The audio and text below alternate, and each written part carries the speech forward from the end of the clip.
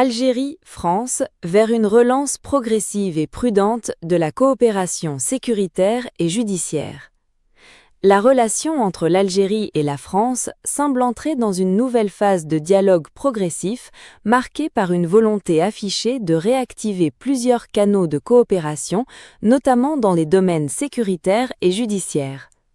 Cette évolution intervient après une période de tensions diplomatiques qui ont, ces derniers mois, ralenti les échanges institutionnels entre Alger et Paris.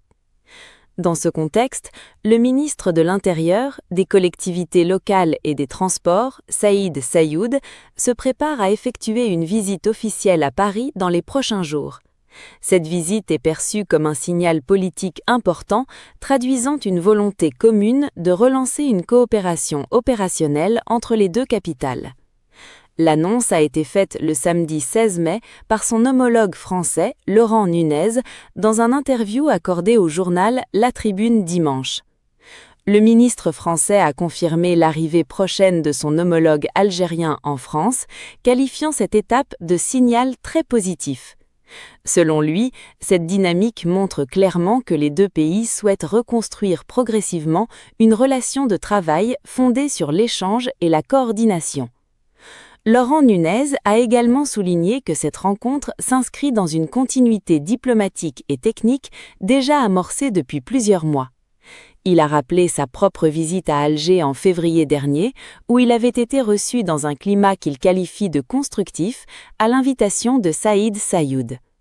Cette visite avait permis d'ouvrir des discussions autour de plusieurs dossiers sensibles, notamment liés à la sécurité intérieure et à la lutte contre les réseaux criminels transnationaux. Dans la même dynamique, le ministre de la Justice, Gérald Darmanin, est attendu à Alger le lundi 18 mai. Cette visite vise à renforcer le dialogue judiciaire entre les deux pays et à examiner plusieurs dossiers en cours. Les échanges devraient notamment porter sur la coopération en matière d'entraide judiciaire, d'extradition et ainsi que sur certains dossiers sensibles liés à des citoyens ou des affaires en suspens.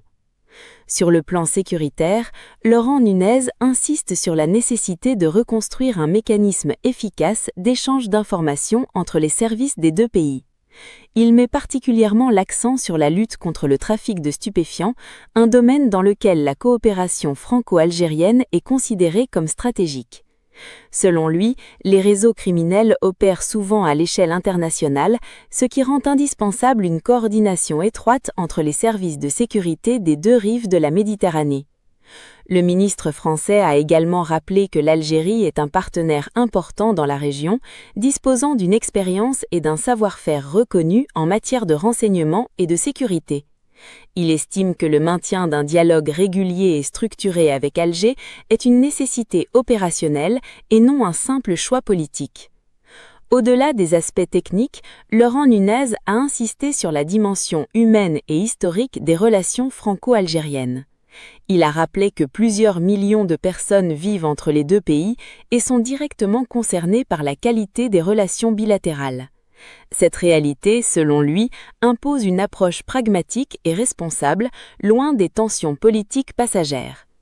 Interrogé sur les divergences d'approche dans la classe politique française, notamment la stratégie dite de rapport de force défendue par certains responsables, le ministre de l'Intérieur a exprimé une position différente. Il a estimé que la logique de confrontation n'apporte pas de résultats concrets et peut même compliquer davantage les relations bilatérales. Il s'est interrogé sur l'intérêt réel d'un bras de fer avec Alger dans le contexte actuel, appelant implicitement à privilégier la coopération plutôt que l'escalade. Laurent Nunez a également critiqué ceux, selon lui, qui exploitent les tensions diplomatiques à des fins politiques internes, estimant que cette approche ne sert pas les intérêts stratégiques de la France. Pour lui, la priorité doit rester la stabilité, la sécurité et la continuité des échanges entre les deux pays. Enfin, concernant le dossier du journaliste Christophe Glaise et la possibilité d'une évolution de sa situation avant la prochaine Coupe du monde de football, le ministre français est resté très prudent.